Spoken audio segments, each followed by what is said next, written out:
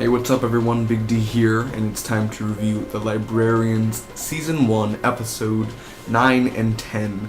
Episode 9 titled In the City of Light, and Episode 10, In the Loom of Fate. This is the Season 1 finale. I felt like we just started like 6 weeks ago. Oh wait, we kind of did, because it was two episodes that time, 1, 2. So yeah, we basically started like 6 weeks ago. But whatevs. Let's get into this. No word on a second season yet, but most likely within the next week or so we'll get a confirmation. But again, Legends ended with Sean Bean. Don't kill Sean Bean. And like 5 months later, season 2 renewed. So we may find out by Falling Skies time. Best of wishes, ladies and gentlemen. So it should take me less than basically 2 minutes to recap both episodes, pros and cons, give you my opinions on each, and then overall experience on the season finale. Thanks so much for joining me. Also, I just reviewed Gallivant, which ends next week, so check out my reviews on that. And as always, I do Helix, 12 Monkeys, Arrow, Flash. Oh my gosh, Gotham. What's going on? Check it out. So basically, in the City of Light, I wasn't a big fan of this episode, and I'll tell you why, but I'm just going to rush through what happens. If you've seen the episode, it's a spoiler review, by the way, so please go see the episodes first. So, this guy is killed, and the team gets attacked. Eve disappears. We meet Mabel, and Light's like Paris is basically a big part of this episode. Jacob and her have a moment. That's a really good moment. Jacob Stone, I mean, he's really cool. This waitress follows Mabel. Mostly episode 9 had to do with Nikola Tesla, and I'm not really smart in that field. So, I don't know. Yeah. Basically, he's possessing... The light people are people from back then, and they're possessing people's bodies. I'm not really good on that either, so, yeah. So, snatching their bodies, it's very weird. It's a lot to take in, I don't know. And basically, it was one of those episodes where I was like, I'm gonna check what's going on Facebook. Oh, did I miss a part? Oh, not a big deal. So, it's one of those episodes where it's like, okay, alright. Cool, Nikola Tesla. Yes, we care. So one of those. Really like this should have been episode 4 or 3 type of thing. Now than episode 9 before your season finale. So really, they're stuck. The people in the bodies, they need help. Jacob and her kiss. Mabel kiss. There's a 50-50 chance that this may work to let the lights go free into the world, or it might just blow up and a lot of people die. It's over like 70 million people dying, or 70,000 people dying, or 87 people who are stuck from the past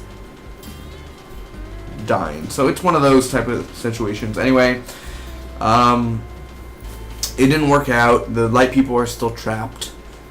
The power took over 100 years to charge, and basically Eve is making an appointment for future librarians, which in the next 100 years, they'll get that appointment and they'll say, you have to go do this. So that's really cool. I thought that was interesting. Overall, for in the City of Light, I'm going to give it, my pros, really the effects were really good for the lighting and the way of Stone was carrying Mabel.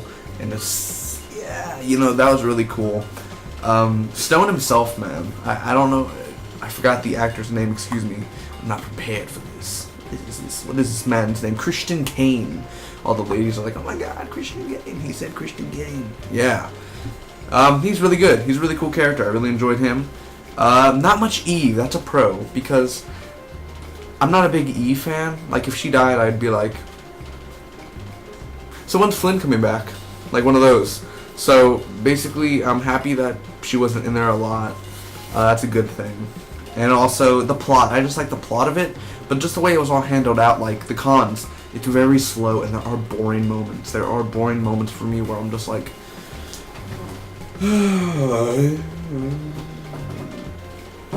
wonder what I'm going to say on my review. One of those moments. So, again, I'm going to give The Light of City a B. It's like an 8 out of 10. It had its good moments. It actually had its great moments with Maple and Stone. That's what really made it. But other than that, it was like, okay. Now, episode 10, In the Loom of Fate, is the episode that we want to talk about, is which we want to focus on. So let me tell you real quick about what happens, man. It opens up where the whole librarians are fighting mummies, and Flynn is back. talking about the storybook, and Duvok returns. Yes, he's our main villain of the season, and he returns after like 5 episodes absent. And he cuts the thread of time, and Flynn meets Eve in the woods, but Flynn isn't the librarian. He's just some guy named Flynn. You know, he's not, magic is real, magic's not real, one of those type of things. Jacob is the librarian, and he kisses Eve, and he was like, "You've been dead for 10 years, Eve. You've been dead for 10 years, Eve." And after that, they teleport, and Jones, we see Ezekiel Jones, and he says, "You were a mom figure to me, Eve." Or, that Australian boy said, "You were a mother to me, Eve." One of those. And basically, there's a bunch of ghosts, and Flynn saves them, electrocutes them, and they're back to humans again. So they leave, and there's dragons, and Cassandra is basically like a queen, and she has magic and everything. That's really cool. So it's different dimensions, different times, and she's basically giving up, but she's punching a hole into 3 universes where she brings Stone in, Jones in, and they're going to, get Eve back to the world where Flynn and all them are the librarians, where that world exists. So basically, they have the threads. Duvok is Lancelot. He's back to his younger self. Jenkins fights Lancelot because Jenkins is a part of that Camelot storyline where I guess he's Lancelot's brother or Camelot's sister, brother or father, something like that. He has a certain name. Yeah. So, yes, because they talked about it a lot. Not really. They haven't talked about it. So, anyway, he fights Lancelot. That's a sucky fight. I'm being honest here. I wanted it to be so cool. I didn't expect, lightsaber, doom, doom, doom, doom. But Lancelot, you think for a young guy, he'd be like, doom, doom, doom, doom. Game of Thrones style. But it was just like, oh no, my sword. Oh, you can't have them do the thread. We are meant to rule. And Jenkins is like, the people have the right to rule themselves. And then after that, it's kind of just, yeah. So Flynn's back. Flynn is back to his regular librarian self, and the library's back. They didn't have to do much work. It just took 9 episodes of collecting a bunch of dust and dirt just to get the library back. And Eve is saved. And I like what Flynn says. I don't believe in fate. Tried to do that John Hamm voice. I don't believe in fate.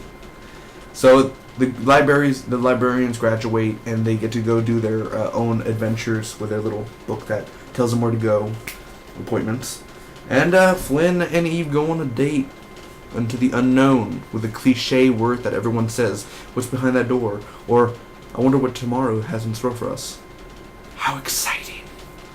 One of those cliched lines. And then after that, that's it, man. That is the season 1 finale. What did I think about this episode and the Loom of Fate? I'm going to start off with my cons first.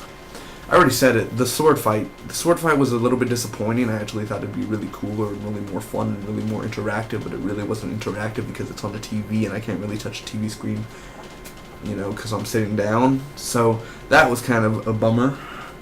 And Lancelot and Duvok and that whole storyline was just a fail.